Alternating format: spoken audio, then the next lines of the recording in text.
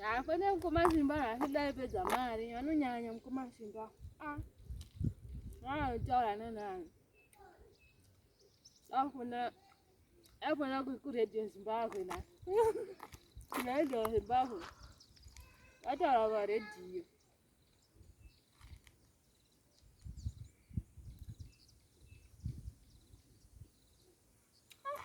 Vadaviri vanhu kuredio Zimbabwe.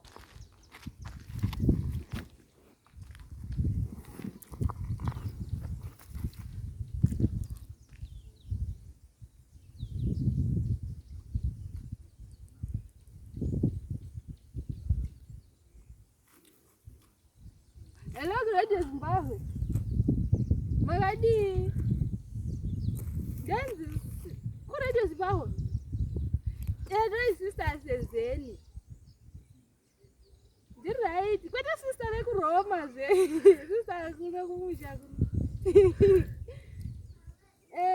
Vamwe Kwaziso.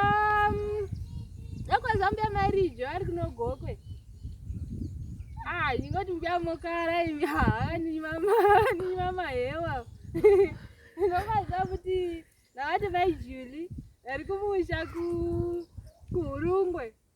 Ndingati zvinhu zvamaindiita ndakagara nemi paya nemoyo wakashata ivi. Nditingoda kuti vatite kuti munhu akauraya mbuya tomuziva vatoti maijuli. Musafunga kuti hatizvizivi henyu. Munhu akauraya mbuya. Hello? Hello, Radio Zimbabwe? Hello? Vakata. Atotaura. Atozviwa.